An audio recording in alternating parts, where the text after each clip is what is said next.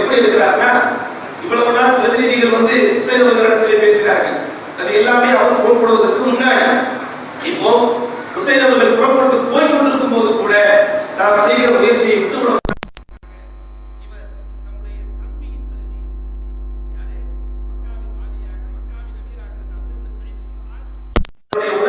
தம்பி அவர்களுடைய தலைமை என்ன செய்கிறாரு, ஹுசைன் அவர்களை வழியில் சென்று வைக்கிறார்.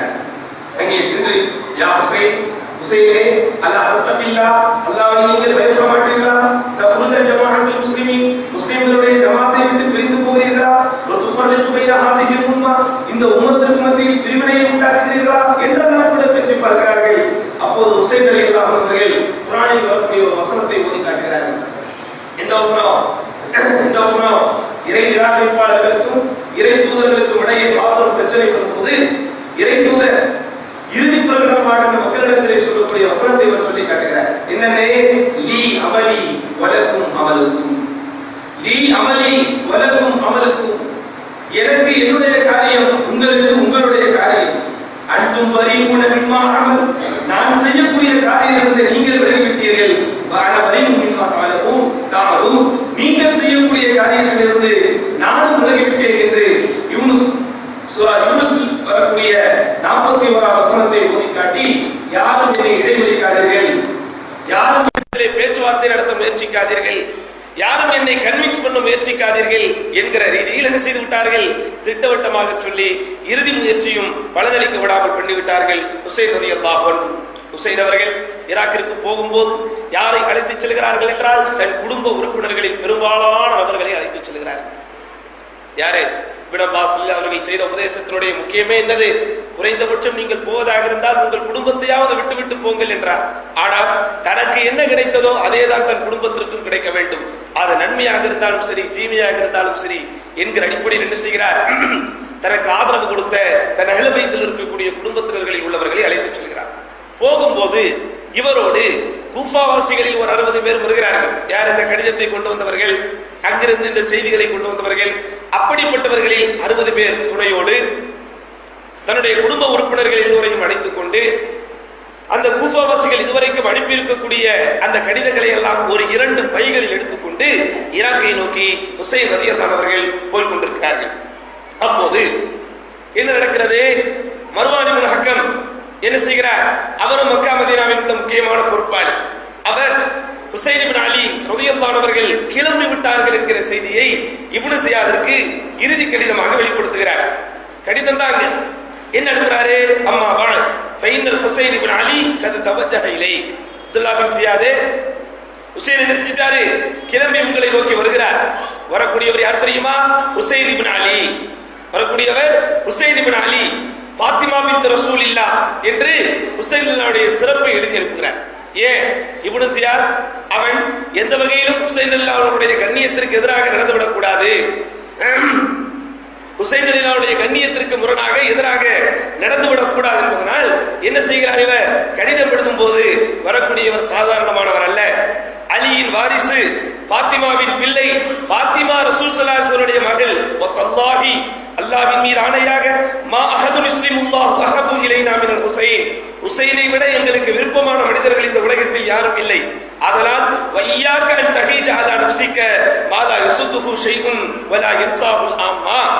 எனவே ஹுசைன் ரலியல்லாஹு அன்ஹுடைய கண்ணியத்திற்கு களங்கம் கற்பிக்கும் விதத்திலே, பொதுமக்களை கிளறிவிடும் விதத்திலே, பொதுமக்கள் கொந்தளிக்கும் விதத்திலே ஹுசைன் அவர்களுடைய விஷயத்தில் நீ நடந்து கொள்ளக்கூடாது. வஸ்ஸலாமு அலைக், உன் மீது அல்லாஹ்வின் சாந்தி உண்டாகட்டும் என்று என்ன செய்றாங்க, மர்வான் இப்னு ஹக்கம் ஒரு கடிதத்தை இறுதியாக இப்னு ஜியாதுக்கு எழுதுகிறார். அதோடு நிற்கவில்லை. அடுத்து யார் கடிதம் எழுதுகிறார், மக்காவின் பொறுப்பாளராக இருந்த அம்ர் இப்னு ஸயீத் இப்னு ஆஸ் அவர்களும் என்ன செய்கிறார்கள், இப்னு ஜியாதுக்கு கடிதம் எழுதுகிறார்கள். ஏன்னா இவர் போறது கூஃபா, கூஃபாவின் பொறுப்பாளராக இப்னு ஜியாத் தான் இருக்கிறார். அப்போ இவரை எந்த இடத்திற்கு இவர் போகிறாரோ அந்த இடத்திற்கு பொறுப்பாளராக இப்னு ஜியாத் இருப்பதனால் இப்னு ஜியாத் தான் என்ன செய்யணும், கடிதங்கள் அனுப்பப்பட வேண்டும் என்பதற்காக இப்னு ஜியாதிற்கு இவரும் ஒரு கடிதம் எழுதுகிறார். என்ன எழுதுகிறார், ஃபக்கத் தவஜஹ இலைக்கல் ஹுசைன், ஹுசைன் இதோ உன்னை நோக்கி வந்து கொண்டிருக்கிறார்கள். ஹுசைன் போன்றவர்கள் அஹ்ல பைத்தில் உள்ளவர்கள் உங்களிடத்திலே வரும்போது அல்லது யாரிடத்தில் வந்தாலும் சரி அவர் எப்படி நடத்தப்பட வேண்டுமானால் எப்படி அவர் நடத்தப்பட வேண்டுமானால், உங்களிடத்தில் வந்த ஒரு விருந்தினரை போல் நீங்கள் அவரை நடத்த வேண்டும். உங்களிடத்தில் வந்த விருந்தினரை போல் அவரை நடத்த வேண்டும். சிறை கைதியாக வரக்கூடியவர்களில் ஒரு பெரிய மனிதர் வந்துவிட்டால், கண்ணியமுள்ள ஒரு மனிதர் வந்துவிட்டால், அவர் எப்படி நடத்தப்பட வேண்டுமோ அப்படி நீ அவரை நடத்த வேண்டும். அதை நீ மறந்துவிடக் கூடாது என்கிற அடிப்படையில் அவரும் கடிதம் எழுதுகிறார். இந்த கடிதம் எல்லாம் போய் அவன்கிட்ட சேர்ந்துருச்சு. அப்போ இவன் என்ன செய்ய வேண்டும்?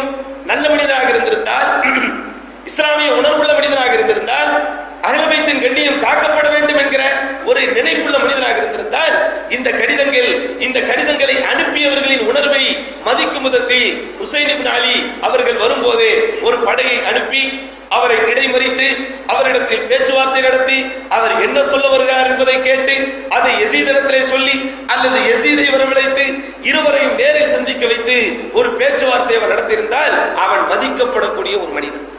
அப்படித்தானே செய்வோம்.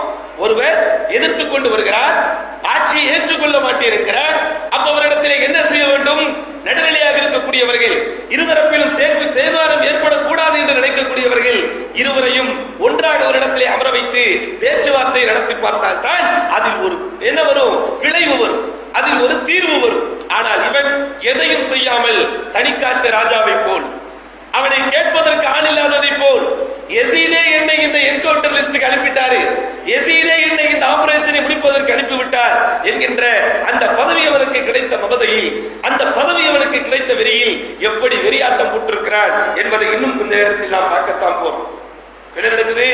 கூஃபாவை நோக்கி ஹுசைன் இப்னு அலி தம்முடைய பரிவாரங்களோடு, தம்மோடு வரக்கூடியவர்களோடு வந்து கொண்டிருக்கிறார்கள். இப்போது ஜாத்துல் இரக் என்று சொல்லப்படக்கூடிய ஒரு இடத்திற்கு வந்து விட்டார். அது என்னது? மக்காவிலிருந்து இவர் புறப்பட்டு வர்றாரு, அதை மூன்றாக பங்கிட்டால் அதில் ஒரு பாகத்தை தாண்டி வரக்கூடிய இடத்துக்கு வந்து விட்டார். மூன்றில் ஒரு பங்கு தாண்டி வந்தாச்சு. அப்போ ஹுசைன் இப்னு அலி ரலியல்லாஹு அன்ஹு என்ன செய்கிறார்கள்? அவரை அந்த பாதையில் அவர் போய் கொண்டிருக்கும் போது ஏற்கனவே ஒரு முறை அவரை சந்தித்து பேசிய அந்த ஃபரஸ்தக் என்கிற கவிஞர் மீண்டும் அதே பாதை வழியாக தன்னுடைய தேவையை முடித்துக் கொண்டு வருகிறார். அப்போது ஃபரஸ்தக் இவரை பார்த்து கேட்கிறார்கள், நீங்கள் எங்கே செல்கிறீர்கள்? உங்களை போகக்கூடாது என்றுதானே நாங்கள் எல்லோரும் சொன்னோம், அதையும் மீறிதான் நீங்கள் போகிறீர்களா? எங்கே போகிறீர்கள்? நான் கூஃபாவுக்கு தான் போகிறேன், இதோ கூஃபாவாசிகள் எனக்கு கொடுத்த ஆதரவு கடிதம் என்று சொல்லி அந்த கடிதங்களை காட்டுகிறார். உடனே ஃபரஸ்தக் சொல்கிறார், கவிதை வரியிலேயே படித்து சொல்கிறார், யுஹதிலூன, உம்மை அவர்கள் ஏமாற்றி விடுவார்கள், ஃபலா தذهب, நீங்கள் போகாதீர்கள், ஃபஇன்னக தஅதி கௌமன் குலூபுஹும் அக வஐதீஹிம் அலைக, நீங்கள் போகிற மக்கள் யார் தெரியுமா? நீங்கள் போகிற மக்கள் எப்படிப்பட்டவர்கள் தெரியுமா? அவர்கள் உள்ளங்கள் உன்னுடன் இருப்பதாக நீங்கள் நினைக்கிறீர்கள், ஆனால் அவர்களுடைய கரங்கள் உனக்கு எதிராகத்தான் இருக்கிறது என்று அவர் என்ன செய்கிறார்? சொல்லி பார்க்கிறார். அதையும் அவர் கேட்காமல் ஹுசைன் இப்னு அலி தொடர்ந்து போய்கொண்டே இருக்கிறார்கள். இப்போது யசீத் இப்னு முஆவியா அவருக்கு என்ன வந்துருச்சு? ஹுசைன் புறப்பட்டு போனார் என்கிற கடிதம் மக்காவில் இருந்து கடிதம் அது யாருக்கு வந்துருச்சு? யசீதுக்கு வந்துருச்சு. மக்காவில் இருந்து புறப்பட்டு கூஃபாவை நோக்கி அவர் போகிறார் என்கிற கடிதம் யசீதுக்கு வந்ததற்கு பிறகு யசீதும் நேரடியாக ஒரு கடிதம் எழுதுகிறார் இப்னு ஜியாதிற்கு. எப்படி எழுதுகிறார்? பலகனி அன்ன ஹுசைன் கது சார இலல் கூஃபா, ஹுசைன் அவர்கள் புறப்பட்டு கூஃபாவை நோக்கி வருகிறார் என்பது எனக்கு செய்தி வந்துவிட்டது. ஹுசைனுடைய விஷயத்தில் நீண்ட காலமாக நாம் சோதிக்கப்பட்டுக் கொண்டிருக்கிறோம், ஆதலால் அவர் விஷயத்தில் நீ கூடுமான வரையில் சிறந்த முறையில் நடந்து கொள்ள முயற்சி செய், அவருக்கு எந்த விதத்திலும் கண்ணியத்திற்கு இழுக்கு ஏற்படும் விதத்தில் நீ நடந்து கொள்ளாதே என்று என்ன செய்கிறார்? இப்னு ஜியாதிற்கு யசீத் இப்னு முஆவியாவும் கடிதம் எழுதுகிறார். அப்ப இந்த கடிதங்களை எல்லாம் யசீத் இப்னு முஆவியா எழுதியிருக்கிறார் என்பதை வைத்துத்தான் உலமாக்கள் என்ன முடிவுக்கு வருகிறார்கள்? யசீத் இப்னு முஆவியா கெட்டவர் அல்ல, அவர் தன்னுடைய வேலையை தான் செய்தார். இங்கே பிரச்சனைக்குரியவன், சபிப்பதற்கு ஆளாக்கப்படக்கூடியவன், சாபத்திற்குரியவன் இடையில் புகுந்த இந்த இப்னு ஜியாத் என்பவன் தான். அப்போ யசீத் இப்னு முஆவியாவிடத்திலிருந்து கடிதம் வருகிறது, மக்காவில் இருந்து கடிதம் வருகிறது, மதீனாவில் இருந்து கடிதம் வருகிறது. இந்த கடிதங்கள் எல்லாம் வந்ததற்கு பிறகு இவனுக்கு ஒரு விஷயம் ஊர்ஜிதமாகிவிட்டது. என்ன விஷயம்? ஹுசைன் வருகிறேன் வருகிறேன் என்று சொல்லிக் கொண்டிருந்தார், இப்ப உண்மையிலேயே வந்துட்டாரு. இப்ப இவருக்கு வந்தார், எந்த கூஃபா மக்கள் அவருக்கு சப்போர்ட் செய்வதாக ஒத்துழைப்பதாக வாக்களித்திருக்கிறார்களோ அந்த கூஃபா மக்களை ஒடுக்கக்கூடிய அனைத்து காரியத்தையும் அவர் செய்கிறார். முதலில் இவருக்கு பையத் செய்து கொடுத்த எல்லோரையும் ஒடுக்கி விட்டார், இவருக்கு பிரதிநிதியாக வந்த முஸ்லிம் இப்னு கைலை கொன்று விட்டார், இவருக்கு ஆதரவு தந்த ஹானி இப்னு உர்வாவை கொன்று விட்டார், அவருக்கு போக்குவரத்திற்காக உதவி செய்த எது சந்தை தெருவில் வைத்துக் கொன்று விட்டான். இப்படியெல்லாம் கொன்று கூட இவனுடைய ஆத்திரம் அடங்காமல் இன்னும் கூட நினைச்சிடக்கூடாது, நேரடியாகவோ மறைமுகமாகவோ ஹுசைனுக்கு இந்த கூஃபா மக்கள் ஆதரவு தந்து விடக் கூடாது என்பதற்காக வேண்டி என்ன செய்கிறான், 144 போடுகிறான் கூஃபா தேசத்திற்கு முழுவதும். யாரும் உள்ள போக முடியாது, யாரும் வெளியே வர முடியாது. சந்தேகத்திற்குரிய நபர் யாரை பார்த்தாலும் உடனே அரெஸ்ட் பண்ணுங்க. இப்படி சந்தேகத்திற்குரிய நபர் யாராக இருந்தாலும் அவர்களை கைது செய். கூஃபாவுக்கு உண்மையிலேயே ஹுசைன் வந்து விட்டால் அவருக்கு ஆதரவு தருவதாக யார் யாருடைய பெயர்கள் எல்லாம் இவனுக்கு வந்திருக்கிறதோ அந்த பெயர் பட்டியலை பார்த்து எல்லோருக்கும் அன்பளிப்புகளை வாரி வழங்குகிறான். ஏன், அவர்கள் உள்ளமும் சரி மனமும் சரி செயல்பாடும் சரி இந்த இப்னு ஸியாதிற்கு எதிராக போய் ஹுசைனுக்கு ஆதரவாக முடிந்துவிடக் கூடாது என்பதற்காக என்ன செய்து விடுகிறான், அவர்களுக்கெல்லாம் அன்பளிப்புகளை அள்ளி வழங்குகிறான். அது போக கூஃபா தேசத்தின் 4 முனைகளிலும் குறிப்பாக கூஃபாவை ஒன்றிணைக்கக்கூடிய பகுதி என்னன்னு சொன்னா அந்த காதிசியா என்கிற இடம் தான். காதிசியா என்கிற இடம் தான் கூஃபாவினுடைய ஒரு எல்லை, கூஃபாவினுடைய ஒரு மைய பகுதி. அங்கிருந்துதான் எந்த திசையின் வழியாக கூஃபாவிற்கு வர வேண்டுமானாலும் வர வேண்டும். அவன் என்ன செய்கிறான், அந்த காதிசியா என்கிற இடத்திற்கு ஹுசைன் இப்னு தமீம் என்று சொல்லக்கூடிய ஒருவரை காவல்துறையோடு அனுப்பி வைக்கிறான். அதே போன்று அந்த காதிசியாவின் மேற்கு பகுதியில் இருக்கக்கூடிய கஃபான் என்கிற எல்லையில் அங்கேயும் காவலை போடுகிறார். அதே போன்று காதிசியாவின் வடக்கு புறத்தில் இருக்கக்கூடிய கத்கத்தான், இதெல்லாம் அந்த என்னது ரோமாபுரியோடு தொட்ட பழைய பெயர்கள், அரபு பெயர்கள் அல்ல. அந்த இடத்திலும் என்ன செய்கிறான், காவலை போடுகிறான். அதோடு மட்டுமில்லாமல் லோஜா என்று சொல்லக்கூடிய அந்த இடத்திலும் காவலை போடுகிறான். அதாவது மக்காவில் இருந்து புறப்பட்டு மக்காவின் 3 பகுதியை தாண்டி கூஃபாவின் எல்லையில் எந்த பகுதியில் அவர் நுழைந்தாலும் என்ன செய்யணும், அவர் அரெஸ்ட் பண்ணிடணும். இதுதான் அவருடைய பிளான். எந்த பகுதியில் அவர் நுழைந்தாலும் எந்த எல்லை வழியாக அவர் நுழைந்தாலும் உடனே அவரையும் அவரோடு வந்தவர்களையும் கைது செய்து சிறையில் அடைக்க வேண்டும் என்கிற திட்டத்தில் என்ன செய்கிறான் இப்னு ஸியாத். இப்படிப்பட்ட அந்த இன்ஸ்ட்ரக்ஷன்களை அவனுடைய மக்களுக்கு சொல்லி எல்லோரையும் எல்லா இடத்திலும் அனுப்புகிறான். அதே போன்று சந்தேகத்திற்குரிய நபர் புதியதாக யாராவது ஒருவர் உள்ளே வந்தார், யாரை பார்த்தால் இவனுக்கு சந்தேகம் இருக்கிறதோ அப்படிப்பட்ட எல்லோரையும் என்ன செய்கிறான், கைது செய்யும்படி சொல்லுகிறான். அதே போன்று வாக்டிசா என்று சொல்லப்படக்கூடிய அதுவும் மக்காவையும் கூஃபாவையும் பிரிக்கக்கூடிய ஒரு எல்லை பகுதி, அந்த எல்லை வழியாக யார் வந்தாலும் அவர்களையும் பிடித்து உள்ளே போட சொல்லுகிறான். இதோட என்ன மெயினா சொல்லிட்டான்னு சொன்னா, இந்த கூஃபா தேசத்து மக்கள் எந்த வகையிலும் ஹுசைனை தொடர்பு கொண்டு விடக்கூடாது என்பதற்காக வேண்டி எல்லா நெட்வொர்க்குகளையும் ஆஃப் செய்கிறார். இன்னைக்கு எப்படி நம்ம கிட்ட செல்போன் இருக்குதோ, இன்றைக்கு எப்படி நம்ம இடத்திலே தகவல் பரிமாற்றங்கள் செய்வதற்காக வேண்டி ஒரு சில வழிகள் இருக்கிறதோ, அதே போன்று அந்த காலத்தில் எந்த வழிகள் இருந்தனவோ எல்லா வழிகளுக்கும் முற்றுப்புள்ளி வைக்கிறார். எந்த நெட்வொர்க்கும் அந்த நேரத்தில் வேலை செய்யாது, யாரும் யாரையும் தொடர்பு கொள்ள முடியாது. அஞ்சல் வழி என்று வைத்துக் கொண்டாலும் சரி, கடிதங்களை அனுப்புவதற்குண்டான அந்த வழியாக வைத்துக் கொண்டாலும் சரி, எல்லா தொடர்புகளையும் துண்டித்து விட்டு ஒரு ஊரடங்கு உத்தரவு போட்டதை போல ஒரு சூழ்நிலை எங்கே வைத்து விட்டான் இப்னு ஸியாத். ஊரடங்கு உத்தரவுன்னு கேள்விப்பட்டிருப்போம், பத்திரிகையில படிச்சிருப்போம். இந்த ஊரடங்கு உத்தரவை உலகத்திற்கு சொல்லிக் கொடுத்தவனே இந்த இப்னு ஸியாத் தான். என்ன செய்தான், ஊரடங்கு உத்தரவு போட்டு யாரும் வீட்டை விட்டு வெளியே வரக்கூடாது, யாரும் ஊரை விட்டு எல்லையை தாண்டி போகக்கூடாது, யாரும் வெளியூரில் இருந்து உள்ளே வரக்கூடாது என்கிற அடிப்படையில் கூஃபாவையே தலைகீழாக மாற்றிவிட்டான். கூஃபா தேசம் இப்படிப்பட்ட ஒரு மாற்றத்தை தன் வாழ்நாளில் சந்தித்ததே இல்லை. கூஃபா மக்கள் இப்படிப்பட்ட ஒரு அடக்குமுறையில் அவர்கள் இருந்ததே இல்லை. மிசா காலம் என்று சொல்வார்களே, அந்த மிசாவை எல்லாம் தூக்கி போடக்கூடிய அளவிற்கு ஒரு சூழ்நிலையை செய்துவிட்டு கூஃபாவையே தலைகீழாக மாற்றி வைத்திருந்தான் இப்னு ஸியாத். ஆனால் ஹுசைன் ரலியல்லாஹு அவர்களோ இந்த மாற்றங்கள் எதுவும் தெரியாமல், இப்படியெல்லாம் இப்னு ஸியாத் நடவடிக்கைகள் எடுத்திருக்கிறார் என்பது எதுவும் தெரியாமல் கையில் வைத்திருக்கிற கடிதங்களோடு புறப்பட்டு வந்து கொண்டிருக்கிறார்கள். ஹுசைன் ரலியல்லாஹு அன்ஹு அவர்கள் மிகச்சரியாக ஹாஜிஸ் என்கிற இடத்திற்கு அவன் அடையும் போது கூஃபாவின் எல்லையை தொடுவதற்கு கொஞ்சம் தொலைவில் உள்ள பகுதி என்ன செய்கிறார்கள், நிலைமையை ஊர்ஜிதப்படுத்திக் கொள்வதற்காக, தனக்கு ஆதரவான நிலையை தெரிந்து கொள்வதற்காக, தான் வந்திருக்கிறேன் என்கிற செய்தியை அந்த மக்களுக்கு எத்தி வைப்பதற்காக தன்னிடத்தில் உள்ள ஒருவரான கைஸ் இப்னு மஸ்ஹர் என்று சொல்லப்படக்கூடியவரை ஹுசைன் என்ன செய்கிறார், அந்த காதிசியா என்கிற இடத்திற்கு அனுப்பி வைக்கிறார். இங்க போங்க, காதிசியா தான் கூஃபாவுடைய எல்லை, அங்கே நமக்கு பைஅத் செய்து கொடுத்தவர்கள் யாராவது இருப்பார்கள், நான் வந்திருக்கிறேன் என்கிற செய்தியை போய் சொல்லுங்கள் அப்படின்னு என்ன செய்யறாரு, அவர் அங்கே அவரை அனுப்பி வைக்கிறார் கூஃபாவாசிகள் இடத்தில். இவரும் போகிறார், வெள்ளாந்தியாக போகிறார். உசைன் இப்னு அலி அனுப்பியதால் போகிறார்.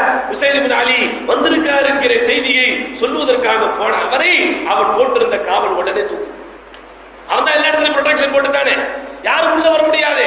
அப்போ என்ன செய்கிறார், அந்த காதிசியா என்கிற இடத்தில் இப்னு ஜியாதால் அனுப்பி வைக்கப்பட்டிருந்த உசைன் இப்னு தமீம் என்ன செய்து விடுகிறார், அவரை பிடித்து நேராக இப்னு ஜியாதிலே ஒப்படைக்கிறார்.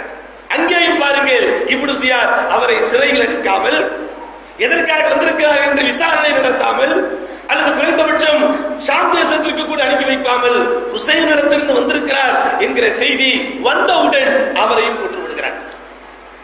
அடுத்து நடக்கிறாரு ஹுசைன், இன்னும் கொஞ்சம் தூரம் போய் கொண்டிருக்கிறார். என்னடா இது, அனுப்பின ஆள் போயிருக்கிறாரு, ஆனாலும் இவருக்கு இன்னும் சந்தேகமாக இருப்பதனால் முஸ்லிம் கையிலே இந்த கூஃபாவில் எந்த இடத்திற்கு அனுப்பினாரோ அங்கே இன்னொரு தூதுவரை அனுப்பி வைக்கிறார். அவர் போனாலும் காதிசியாவை தாண்டி தான் போகணும். அவரும் அங்கே போகிறார். காதிசியா என்கிற இடத்திற்கு வந்தவுடன் அவரையும் கொண்டு விடுகிறார்கள்.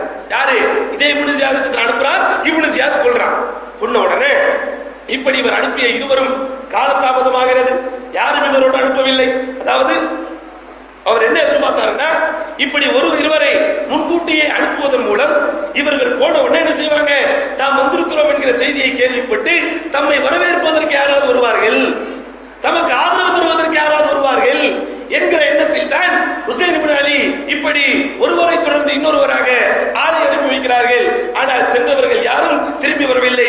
காரணம், அவர்கள் அங்கே உயிரை விட்டு விட்டார்கள். இந்த நேரத்தில் இப்படி இயற்கைக்கு மாறாக போனவர்கள் எல்லாம் யாரும் வரவில்லை என்கிற சூழ்நிலை வரும்போது ஹுசைன் இப்னு அலிக்கோ இப்போதுதான் முதலாக தான் எடுத்த முடிவு தவறோ என்று மைல்டாக அவருக்கு யோசனை. என்னடா இது, வழமைக்கு மாற்றமாக நடந்து கொண்டிருக்கிறதே, அனுப்பியவர்கள் யாரும் திரும்பவில்லை, அவரோடு யாரும் வரவில்லை, போனவர்கள் போனார்களா சேர்ந்தார்களா என்கிற தகவலும் தெரியவில்லை. இந்த நேரத்தில் இப்படி வந்தவர்களை எல்லாம் இப்னு ஜியாத் கூஃபாவில் வைத்தே கொள்ளுகிறார். காரணம், யாராவது ஹுசைனுக்கு ஆதரவாக செயல்பட்டால் நிலைமை இதுதான், யாராவது ஹுசைனுக்கு ஆதரவாக செயல்பட வேண்டும் என்கிற எண்ணம் உங்களுக்கு யாராவது வந்தால் உங்கள் முடிவு இதுதான் என்பதை பொதுமக்கள் முன்னிலையிலேயே இவன் மரண தண்டனை நிறைவேற்றுவதன் மூலமாக பொதுமக்களை எல்லாம் அச்சத்தில் ஆழ்த்து வைத்திருந்தான். இந்த நேரத்தில் தான் ஹுசைன் கொஞ்சம் கலக்கத்தில் இருக்கும் போது, ஹுசைன் நிலையிலோடு கொஞ்சம் ஒரு அச்சத்தில் இருக்கும் போது அந்த வழியாக, எந்த வழியாக, கூஃபா, அதாவது கூஃபாவில் இருந்து வரக்கூடிய கூட்டம் இல்லாமல் வெளியூரில் இருந்து கூஃபாவின் எல்லையை தொட்டி மக்காவுக்கு போறோமே, அப்படி ஒரு கூட்டம் ஒன்று வருகிறது, ஆறாவுடைய கூட்டம். எப்பவுமே இவர்கள் மக்காவிற்கு போக வேண்டுமானால் கூஃபாவின் நகரத்திற்கு உள்ளே போய்த்தான் என்ன செய்யணும், அந்த பைபாஸை தொட்டு தான் மக்காவுக்கு போகணும். ஆனால் இவர்கள் அங்கே காவல்கள் இருப்பதை பார்க்கிறார்கள். ஊருக்குள் போவதற்கு யாருக்கும் அனுமதி இல்லை என்கிறார்கள். எப்படி நம்முடைய தமிழ்நாட்டில் எப்போதும் டேக் டைவர்ஷன் என்று சொல்லி நம்முடைய வண்டியை சுத்தமிட்டுக் கொண்டிருப்பார்களோ, அதே போன்று அங்கிருந்து வரக்கூடிய பயண கூட்டத்தை அவர்கள் என்ன செய்கிறார்கள், டேக் டைவர்ஷன் என்று சுத்த விடுகிறார்கள். என்னடா இது, எப்ப பார்த்தாலும் சுத்த விடுறாங்களேன்னு அவர்களும் என்ன செய்கிறார்கள், சுத்தி ஒரு வழியா மக்காவிற்கு போகக்கூடிய அந்த பாதையை பிடித்து போகும்போது அங்கே ஹுசைன் இப்னு அலி தம்முடைய கூட்டத்தோடு நிற்பதை பார்க்கிறார்கள். பார்த்த உடனே வழக்கமாக ஒரு பிரயாணி எதிர் வரக்கூடிய இன்னொரு பிரயாணியை சந்தித்து விட்டால் அந்த பக்கம் போவாதப்பா, ரொம்ப டிராபிக்கா இருக்குன்னு சொல்ல மாட்டோமா, அந்த பக்கம் போவாதப்பா, என்னது டிராபிக் இன்ஸ்பெக்டர்லாம் நிக்கிறான், வாங்கிடுவான், உசாரான்னு சொல்ல மாட்டோமா, அதே போன்றவர்கள் சொல்கிறார்கள். இப்படி கூஃபாவுல ஒரு நாள் உள்ள போக முடியல, ஒரு நாள் வெளியே வர முடியல, லா யலிஜ் அஹதுன் வலா யக்ருஜ், ஒரு ஆளும் உள்ளே போக முடியவில்லை, ஒரு ஆளும் வெளியே வர முடியவில்லை, என்ன நடக்குதுன்னே தெரியல அப்படின்னு சொல்லிட்டு பேச்சோட பேச்சாக அவர்கள் பேசிவிட்டு போனவுடன் ஹுசைன் இப்னு அலி அவர்களுக்கு இன்னும் கலக்கம் கொஞ்சம் அதிகமாகிறது. என்னடா இது, கூஃபாவில் மாற்றங்கள் ஏற்பட்டிருக்கிறது என்று இந்த வாகன கூட்டத்தினர் சொல்லுகிறார்களே, கூஃபாவில் என்னது மாற்றங்கள் ஏற்பட்டிருக்கிறது என்று இந்த பிரயாணிகள் சொல்லுகிறார்களே என்று அவர் கொஞ்சம் கலக்கத்திலே இருக்கிறார்கள். ஹுசைன் ரலியல்லாஹு அன்ஹு அப்போதும் கூட, அந்த நேரத்திலும் கூட கலக்கமும் பதட்டமும் கொஞ்சம் அவருக்கு அதிகமாக இருந்தாலும் கூட தன் கையை பார்க்கிறார், கையில் இருக்கிற பையை பார்க்கிறார். பையில் என்ன இருக்கு, கடிதங்கள். அவருக்கு என்னவோ அது பெரிய ஆயுதத்தை போல தெரிகிறது போல, வந்தா தூக்கி போடல. ஆனால் கையில், அந்த பையில் கடிதங்களை பார்க்கிறார். இருந்தாலும் மனதை தேற்றி கொண்டு போகின்ற வழியில் தான் முஸ்லிம் இப்னு உகைல் அப்போது அனுப்பியிருந்த அந்த பிரதிநிதி இவரை சந்திக்க கூஃபாவில் உள்ள கெடுபிடிகள், கூஃபாவில் உள்ள எல்லைகளில் இருக்கக்கூடிய கெடுபிடிகள், இவைகளை எல்லாம் தாண்டி அந்த கடிதத்தை கொண்டு வந்து முஸ்லிம் இப்னு உகைல் ரலியல்லாஹு அவர்கள் கொல்லப்பட்ட விஷயம், ஹானி இப்னு உர்வா கொல்லப்பட்ட விஷயம், கூஃபாவின் மக்கள் உங்களுக்கு ஆதரவாக இல்லை என்கிற விஷயத்தை மிகச்சரியாக ஹுசைன் ரலியல்லாஹு அன்ஹு ஜமாலா என்கிற இடத்தை அடையும் போது என்ன நடக்கிறது? அந்த கடிதம் வந்து அவர்களுடைய கையில் கிடைக்கிறது. அந்த கடிதத்தை பார்க்கிறார்கள். அந்த கடிதத்தில் முஸ்லிம் இப்னு உகைல் எழுதிய விஷயம் தெரிகிறது. அவரும் விஷயத்தை விவரிக்கிறார். முஸ்லிம் இப்னு உகைல் கொல்லப்பட்டு விட்டார், ஹானி இப்னு உர்வா கொல்லப்பட்டு விட்டார், உங்களுக்கு ஆதரவாக இருந்தவர்கள் எல்லாம் வாபஸ் வாங்கி விட்டார்கள், கூஃபாவிற்குள் யாரும் போக முடியாது, யாரும் வெளியே வர முடியாது, அவர்கள் முழுமையாக தடை உத்தரவு போட்டு விட்டார்கள், ஊரடங்கு உத்தரவை போட்டு விட்டார்கள் என்கிற செய்தியை சொன்னவுடன் ஹுசைன் இப்னு அலி வந்தவர்களோடு அந்த இடத்தில் அமர்கிறார். அமர்கிறார். அப்போதும் கூட பாருங்கள், ஹுசைன் அவருடைய முகத்தில் பயம் இல்லை. ஒரு பதட்டம் வந்ததை தவிர, ஒரு கலக்கம் வந்ததை தவிர, முன்வைத்த காலை பின்வைக்க வேண்டும் என்கிற எண்ணம் அவருக்கு வரவில்லை. நிலைமை சரியில்லை என்பதை அவர் புரிந்தவுடன், நிலைமை நாம் எதிர்பார்த்ததை போல் இல்லை என்பதை புரிந்தவுடன் என்ன செய்கிறார்கள்? ஹுசைன் இப்னு அலி தன்னோடு அமர்ந்திருக்கிற அந்த கூஃபாவில் வந்து 60 பேர் தம்முடைய குடும்ப உறுப்பினர்கள், மக்காவில் இருந்து அவருக்காக வேண்டி புறப்பட்டு வந்தவர்கள் என்கிற அந்த மக்களுக்கு மத்தியிலே அமர்ந்து கொண்டு ஒரு வார்த்தையை சொல்கிறார். மன் அஹப்ப யன்ஸரிஃப ஃபல்யன்ஸரிஃப்.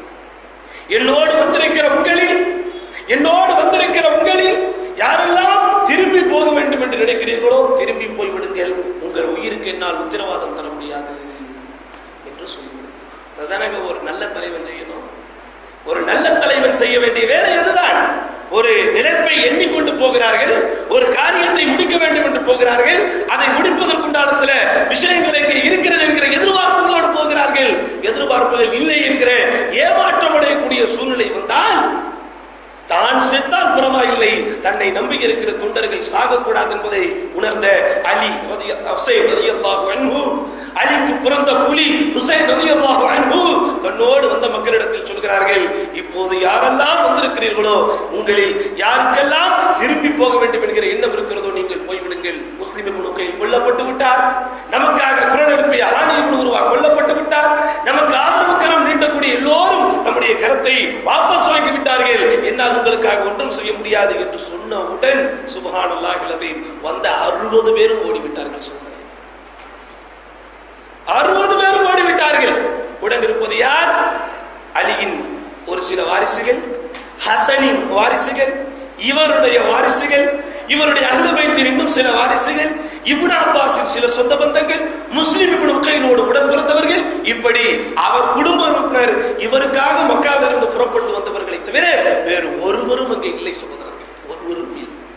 எல்லோரும் என்ன செய்து விட்டார்கள்? வேற ஆசை காட்டி மோசம் செய்ததை போல், வாருங்கள் உங்களுக்கு நாங்கள் ஆதரவு தருகிறோம், வாருங்கள் உங்களுக்கு ஆட்சி அமைக்க வருகிறோம் என்றெல்லாம் சொல்லி வந்த வழியில் என்ன செய்து விட்டார்கள்? காலை வாரிவிட்டு மக்கள் எல்லோரும் போனதற்கு பிறகு அங்கு இருக்கக்கூடிய மக்களில் சில பேருக்கு அச்சம் வருகிறது சகோதரர்களே.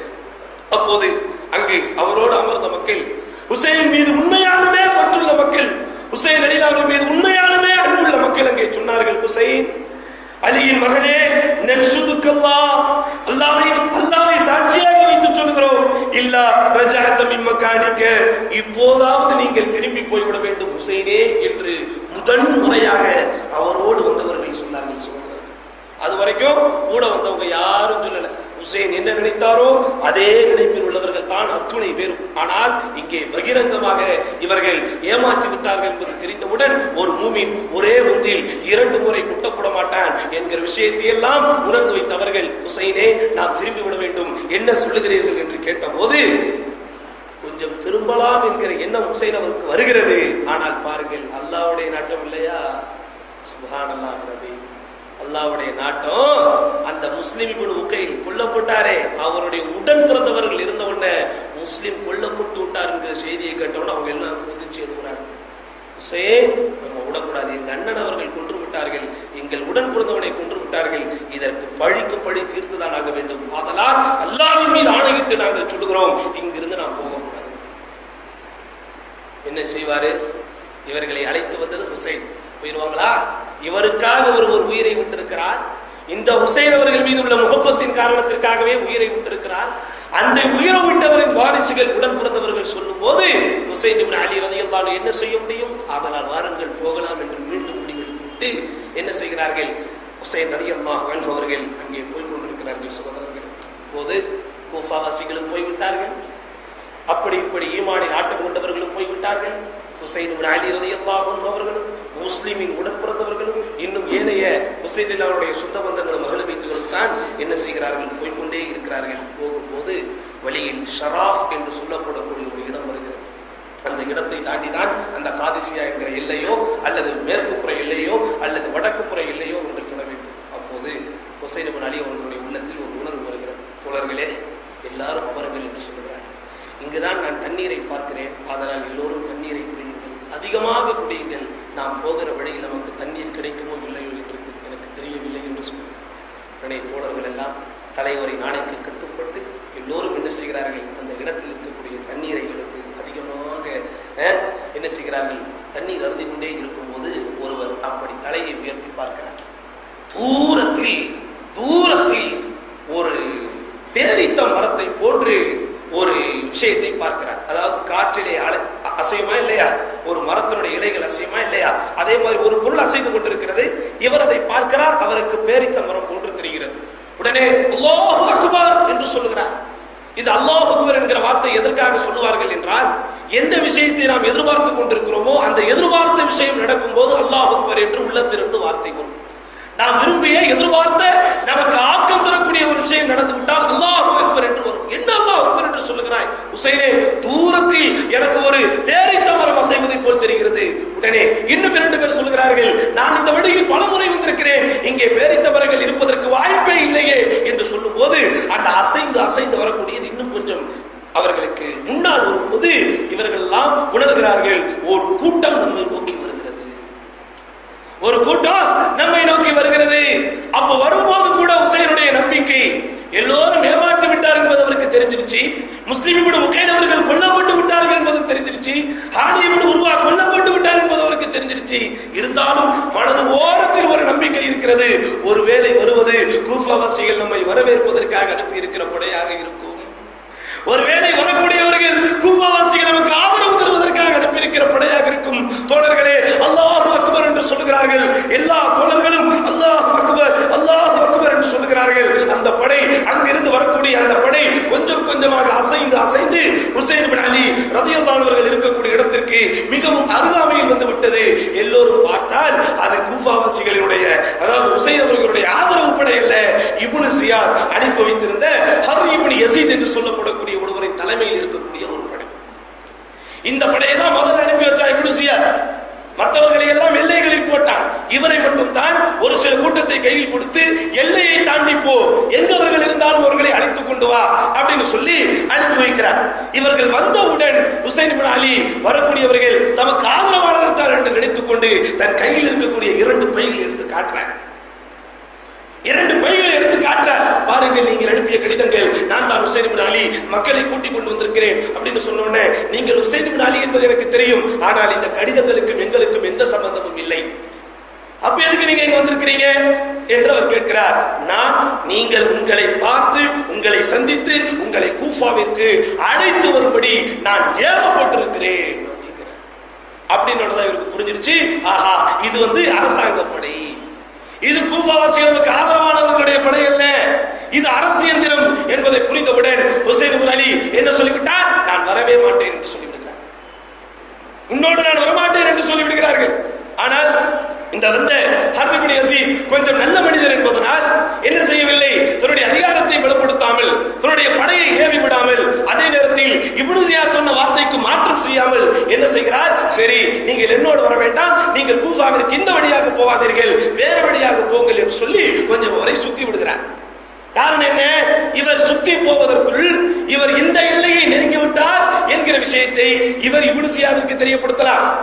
இவரும் கொஞ்சம் அவகாசம் எடுத்து விட்டால் நான் இங்கே வந்து கொண்டிருக்கிறேன் என்கிற விஷயத்தை அவரும் யஸீதுக்கு தெரியப்படுத்தலாம் என்கிற அந்த எண்ணத்தில் ஹர் இப்னு யஸீத் என்ன செய்கிறார்? வந்து கொண்டிருந்த இவரை கொஞ்சம் திருப்பி விடுகிறார். உடனே போகும்போது சொல்லி அனுப்புகிறார், ஹுசைன், நீங்கள் இவர்களோடு சண்டையிடாதீர்கள், நீங்கள் இவர்களோடு சண்டையிட்டால் நிச்சயம் நீங்கள் கொல்லப்பட்டு விடுவீர்கள் என்று அவர் என்ன செய்கிறார்? எச்சரிக்கை செய்கிறார். அப்போது தொழுகையின் நேரம் வருகிறது. தொழுகையின் நேரம் வருகிறது. இரண்டு தரப்பு முஸ்லிம் என்பதனால் எல்லோரும் தொழுகிறார்கள். இருவருக்கும் இமாமாக நின்று ஹுசைன் அலியில் அவர்கள் தொழ வைக்கிறார். எந்த கூட்டம் ஹுசைனுக்கு ஆதரவா வந்ததோ, எந்த கூட்டம் இப்னு சியாதின் தரப்பில் அனுப்பப்பட்டார்களோ, இருவருக்கும் இமாமாக நின்று ஹுசைன் இப்னு அலி ரலியல்லாஹு அன்ஹு என்ன செய்கிறார்கள்? அங்கே தொழ வைக்கிறார்கள். சகோதரர்களே, தொழுகையை முடித்ததற்கு பிறகு ஹுசைன் இப்னு அலி ரலியல்லாஹு அன்ஹு தம்முடைய படையினரை அழைத்துக் கொண்டு போய் கொண்டிருக்கிறார்கள். அந்த காதிசியா என்கிற இடத்திற்கும் இவர் இருந்த அந்த ஷராஃப் என்கிற இடத்தும் மைய பகுதியாக இருக்கக்கூடிய இடத்திற்கும் பேர்தான் கர்பலா. கர்பலா என்கிற இடத்திற்கு மிகச்சரியாக ஹுசைன் இப்னு அலி ரலியல்லாஹு அன்ஹு தன்னுடைய தோழர்களோடு இருக்கும்போது இப்னு சியாதால் அனுப்பப்பட்ட ஒரு பெரிய படை இவர்களை முற்றுகையிடுகிறது. அத்தனை பேரும் குதிரையில் வந்த குதிரைப்படை, காலாப்படை யாரும் இல்லை. அவர்கள் இப்னு சியாதினால் ஏற்கனவே அனுப்பப்பட்டிருந்த அந்த படையினர் கர்பலா என்கிற இடத்தை மிகச்சரியாக ஹுசைன் ரலியல்லாஹு அவர்கள் தம்முடைய ஆதரவாளர்களோடு வந்து நிற்கும் போது அந்த படையினர் அவர்களை சுற்றி வளைக்கிறார்கள். இந்த பக்கம் அந்த பக்கம் என்று எந்த பக்கமும் போக முடியாத அளவிற்கு அவர்களை சுற்றி வளைக்கிறார்கள். அந்த படைக்கு தலைமை தாங்கி வந்தது யார் தெரியுமா? அந்த படைக்கு தலைமை தாங்கி வந்து ஹுசைன் அலி அவர்களுக்கு எதிராக இடையூறு கொடுத்தது யார் தெரியுமா?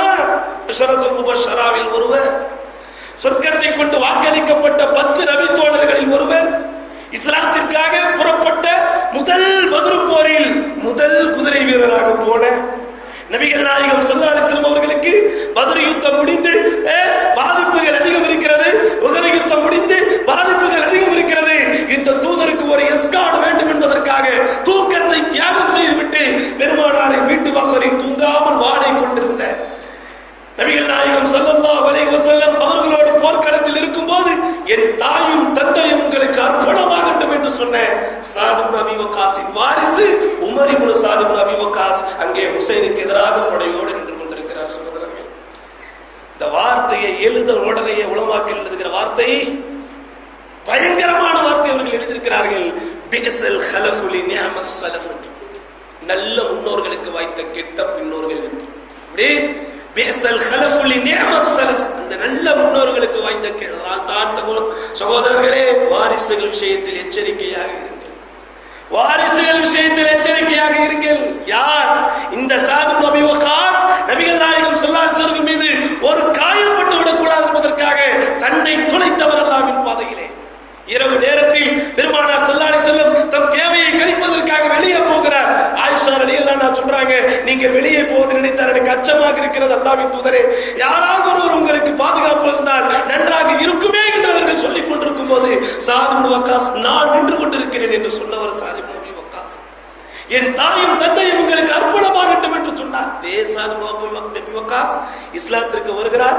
மிகப்பெரிய குடும்பத்திலே பிறந்தவர். தாய், இந்த தாய்க்கு பிறந்த இந்த மகன் மீது 1000 மடங்கு அன்பு வைத்த இந்த தாய் மகன் இஸ்லாத்தை ஏற்றவுடன் மகனை உலுக்கி பார்ப்பதற்காக சாப்பிட மாட்டேன் என்று அடம் பிடிக்கிறார்.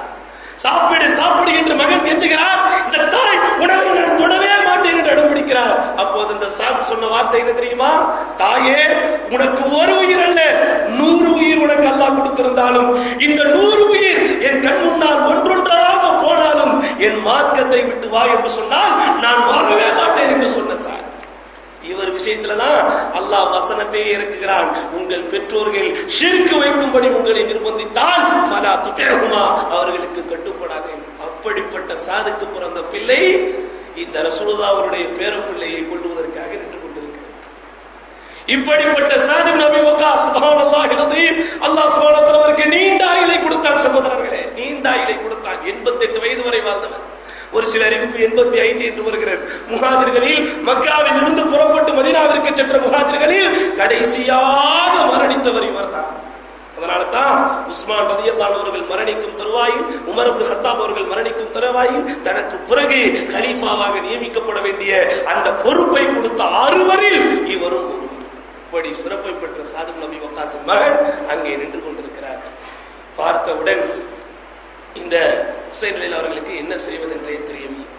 ஆரம்பத்திலே இப்னு சியாத், நீங்கள் தான் இந்த இடத்திற்கு போக வேண்டும், ஹுசைன் இப்னு சாதை பிடிக்க, ஹுசைன் இப்னு அலியை பிடிக்க வேண்டும் என்று சொன்ன போது இந்த உமர் கொஞ்சம் மறுக்கிறார். சகோதரர்கள், உடனே இப்னு சியாத் என்ன சொன்னா தெரியுமா? நீங்க போவாட்டா உங்களுக்கு அன்பளிப்புகள் கிடைக்காது, நீங்க போவாட்டா உங்களுக்கு அரச பதவி கிடைக்காதுன்னு சொன்ன உடனேயே சுப்ஹானல்லாஹ் அரச பதவிக்கு ஆசைப்பட்டு, ராஜாங்க பதவிக்கு ஆசைப்பட்டு உசைன் இப்னு அலிக்கு எதிராக இருக்கக்கூடிய ஒரு சூழ்நிலை வந்தது.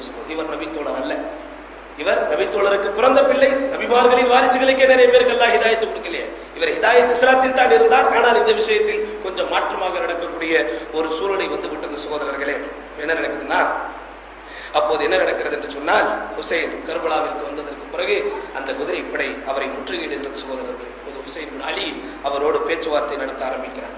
உமர் இப்னு சாத், பாருங்கள் சுப்ஹானல்லாஹ், இதை வந்திருப்பது அல்லாஹ்வின் தூதரின் பேரப்பிள்ளை, நாளைய சொர்க்கத்து இளைஞர்களின் தலைவர் என்று பெருமானார் வாக்களிக்கப்பட்ட பேரப்பிள்ளை, அந்த பிள்ளையை சந்தித்து பேசுவதற்கு இவர் இறங்கி போகாமல் ஒருவரை அனுப்பி வைக்கிறார். என்னன்னு கேள்வி. அவரும் வருகிறார். அவரும் வந்து உமர் இப்னு சாத் அவர்களிடத்திலே இருக்கக்கூடிய அந்த ஹுசைன் அவர்களிடத்திலே இருந்த 2 பைகள் நிறைய உள்ள அந்த ஆதரவு கடிதங்களை காட்டுகிறார். காட்டின உடனே ஹுசைன் அவரோடு பேச வேண்டும் என்று சொல்லுகிறார். ஹுசைன் இப்னு அலி வந்த விஷயத்தை அவருக்கு எடுத்துரைக்கிறார். உடனே வந்த அந்த பிரதிநிதி அங்கிருந்து, ஏன்னா அங்க இருக்கிறாங்க, இவங்க இருக்கிறாங்க, இறங்கி போய் பேச்சுவார்த்தை நடத்துறாங்க. உடனே உமர் இப்னு சாத் ஹுசைன் இப்னு அலி வந்ததற்கு பிறகு அந்த விஷயங்களை எல்லாம் இறைத்துக் கொண்டு அங்கிருந்து கொண்டே ஒரு கடிதத்தை அனுப்புகிறார், ஒரு ஆளை அனுப்புகிறார். உடனே குதிரையில போனால சீக்கிரம் போயிடலாம். பிஸ்மில்லாஹிர் ரஹ்மானிர் ரஹீம். ஃபைன்னி ஹைஸ் நஸல்து பி ஹுசைன் பாஸ்து இலைக் ரசூலி. ஹுசைனை நான் சந்தித்து விட்டேன், ஹுசைனோடு தான் இருக்கிறேன், அங்கிருந்து இந்த தூதுவரை நான் உங்களிடத்திலே அனுப்பி வைத்திருக்கிறேன். அவர்கள் எதற்காக இங்கே வந்திருக்கிறார்கள்? கச்சப இலை அஹ்லு ஹாதிஹில் பிலாத், இந்த கூஃபா வாசிகள் எனக்கு கடிதம் எழுதியிருக்கிறார்கள், அவர்களுக்கு ஒரு சரியான தலைமை இல்லை, அல்லது அவர்களுக்கு நான் ஆதரவு தர வேண்டும் என்று அவர்கள் என்ன செஞ்சிருக்கிறாங்க, எனக்கு கடிதம் எழுதி என்னை வரவழைத்திருக்கிறார்கள், அதனால் தான் நான் வந்திருக்கிறேன். எனக்கு எந்த கூட்டம் கடிதம் எழுதி வர வைத்ததோ, அம்பாஹிதா கரிஹூனி, என்னை அவர்கள் வர வேண்டாம் என்று வெறுத்தால், எதற்காக அவர்களுடைய தூதுவர்கள் என்னை வந்து இங்கே வரவழைத்தார்களோ அந்த விஷயம் அவர்களுக்கு இப்போது சரியில்லை என்று பட்டால், நான் அவர்களை விட்டு போய்விடுகிறேன்.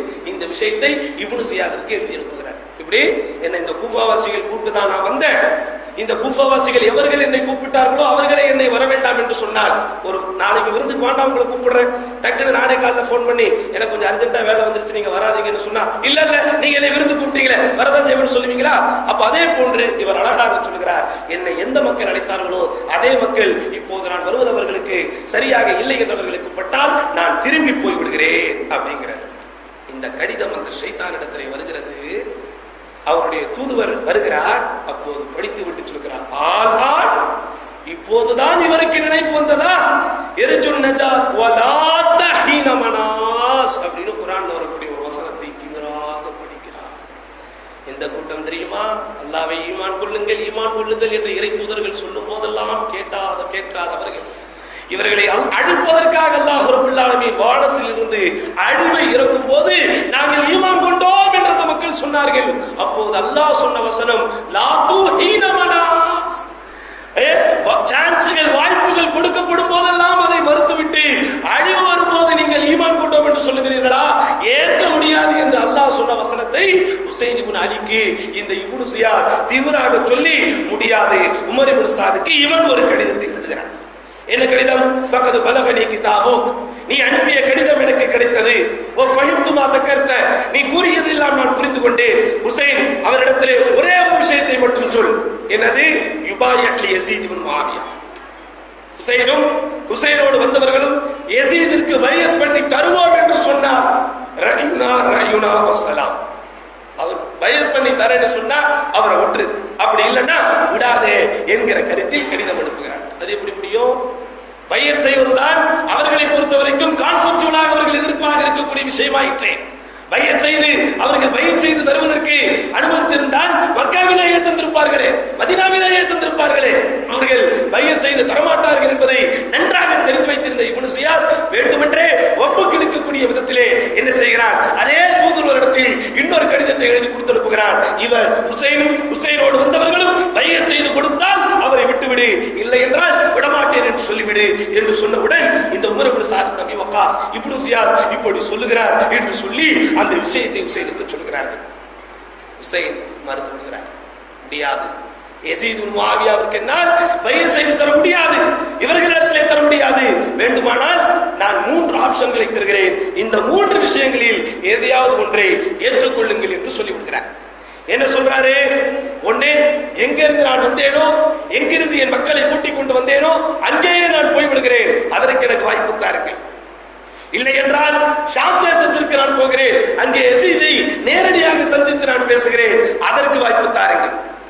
அப்படி இல்லை என்றால் ஷாமுக்கும் நான் போகாமல், மதீனாவிற்கும் நான் போகாமல், மக்காவிற்கும் போகாமல், ஏதாவது ஒரு இடத்தில் எனக்கு ஆதரவாளர்கள் எங்கே இருக்கிறார்களோ அங்கே நான் போய்கொண்டு அவர்களோடு இருக்கிறேன், அதற்கு ஒரு வாய்ப்பு தாருங்கள் என்று கேட்கிறார்கள். இந்த உமர் இப்னு சாத் இப்னு அபீ வக்காஸ் பின்னாடி நடப்பது நடக்கட்டும், ஹுசைன் இப்னு அலியினுடைய உயிர் மீது ஆசை இருந்திருந்தால், அவரின் கண்ணியத்தின் மீது ஆசை இருந்திருந்தால் எதையாவது ஒன்றை செய்து விட்டார் என்று சொல்லி அனுப்பிவிட்டு யஸீதிடத்திலே கூட நேரடியாக தெரிவித்து இந்த இப்னு ஜியாதுடைய விஷயத்தை அவர் அடக்கம் செய்திருக்கலாம். இப்னு ஜியாத் விஷயத்திற்கு யஸீதை வைத்து அவர் பஞ்சாயத்து பேசி இருந்திருக்கலாம். ஆனால் இப்னு ஜியாத் மிரட்டலுக்கு இவர் பணிந்து, அரச பதவி தரமாட்டேன் என்று சொன்னதற்கு பணிந்து என்ன செய்து விடுகிறார்? இந்த விஷயத்தையும் இப்னு ஜியாதிடத்திலே கேட்டுத்தான் நான் முடிவெடுப்பேன் என்று சொல்லி மீண்டும் ஆளை எழுப்புகிறார். சகோதரர்களே, என்னது 3 ஆப்ஷன்? ஒண்ணு, அந்த வழியிலேயே நான் போய்விடுகிறேன், என்ன நிலைமை மோசமாயிடுச்சு.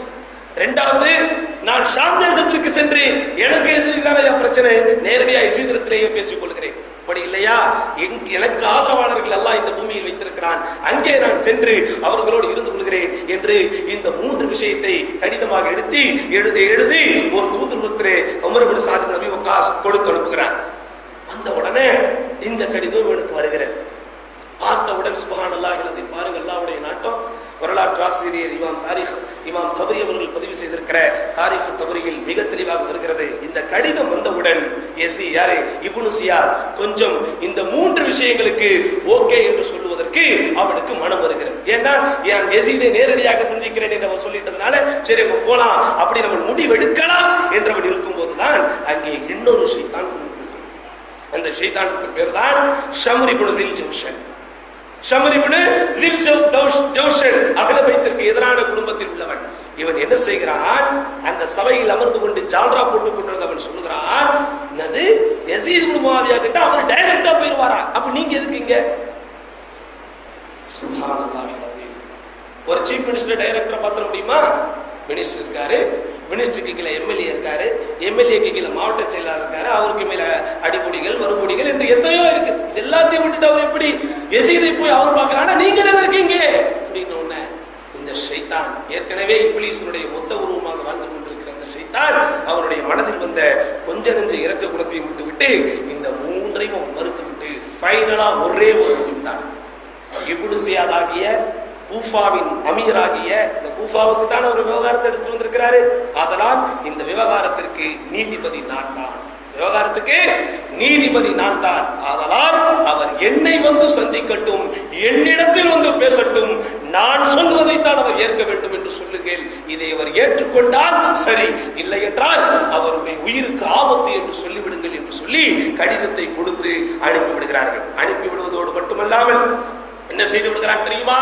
இந்த இப்னு ஜியாத் மீண்டும் திக்கட்டான நேரத்தில் ஹுசைன் கூஃபாவை நெருங்கிவிட்ட நேரத்தில் கூஃபாவாசிகளில் இவனுக்கு பயந்து இவனுக்கு அஞ்சி நடுங்கிக் கொண்டிருக்கிறவர்களில் யாரும் இனிமேலாவது உணர்ச்சிவசப்பட்டு ஹுசைனுக்கு ஆதரவான நடவடிக்கையில் இறங்கிவிடக் கூடாது என்பதற்காக கூஃபாவில் தான் அமர்ந்து கொண்டிருக்கிற இடத்தில் வேறொருவரை வாலியாக நியமித்து விட்டு இந்த பேச்சுவார்த்தை நடப்பதற்கு மைய பகுதியாக இருக்குமே அந்த இடத்திற்கு ஒரு பெரிய படையை எடுத்துக்கொண்டு அங்கே போகிறான். சகோதரர்களே, இப்போது இவரிடத்தில் யாரு? இந்த இப்னு ஜியாத் அனுப்பி வைத்திருந்த அந்த ஆள் யஸீத் இப்னு முஆவியாவிடத்திலே போவதற்கு உங்களுக்கு அனுமதி இல்லை, நீங்கள் விரும்புகிற வேற இடத்துக்கு போவதற்கு உங்களுக்கு அனுமதி இல்லை, நீங்கள் எங்கிருந்து வந்தீர்களோ அங்கே போவதற்கு உங்களுக்கு அனுமதி இல்லை. யஸீத் இப்னு முஆவியாவிற்கு எப்போது நீங்கள் பைஅத் செய்து தரமாட்டேன் என்று மறுத்து விட்டீர்களோ இப்போது உங்கள் விஷயத்தில் முடிவெடுப்பதற்கு ஹக்கீமாக நீதிபதியாக இப்னு ஜியாத் ஆகிய இவன் தான் இருக்கிறான். அதனால் இப்னு ஜியாதை தான் நீங்கள் சந்தித்து அவனிடத்திலே நீங்கள் பேசி அவன் சொல்லுகிற முடிவைத்தான் நீங்கள் ஏற்றுக்கொள்ள வேண்டும் என்கிற அந்த விஷயம் புரிந்து கொண்டிருந்த அந்த கடிதம் இவரிடத்தில் வருகிறது. சகோதரர்களே, யாரு இப்னு ஜியாத் கொடுத்து அனுப்புகிறான். உமர் இப்னு சாத் இப்னு அபீ வக்காஸ் அந்த கடிதத்தை பார்த்துவிட்டு அவருக்கு கண்களில் கண்ணீர் வந்தாலும் கூட அந்த கடிதத்தை கொண்டு போய் ஹுசைன் இப்னு அலியிடத்திலே கொடுக்கிறார். இதை பார்த்தவுடன் ஹுசைன் இப்னு அலி நிராசை அடைந்து விடுகிறார்கள். ஹுசைன் இப்னு அலி மிகப்பெரிய வருத்தத்திற்கு போகிறார்கள். நம் நிலைமை இவ்வளவு மோசமாக ஆகிவிட்டதே என்று நினைத்து வருத்தப்படுகிறார்கள். ஆனால் இந்த இப்னு ஜியாத் யார்? இஸ்லாத்தை பற்றி இவருக்கு தெரியுமா? இன்றைக்கு கூஃபா, பஸ்ரா என்று இவர்கள் எல்லாம் ஆட்சி செய்து கொண்டிருக்கிறார்கள் என்றால் அப்படி ஒரு ஆட்சியை தந்தது இவர்களுடைய மூதாதையர்கள். இதையெல்லாம் மறந்துவிட்டு நேற்று வந்த இவன் இஸ்லாத்திற்கு இவனுக்கும் தொடர்பில்லை, இவனுடைய ஆட்சியின் கீழ், இவனுடைய அதிகாரத்தின் கீழ் நம்மை கொண்டு வர சொல்கிறானே என்று ஹுசைன் இப்னு அலி முற்றிலுமாக என்ன செய்கிறார்கள்?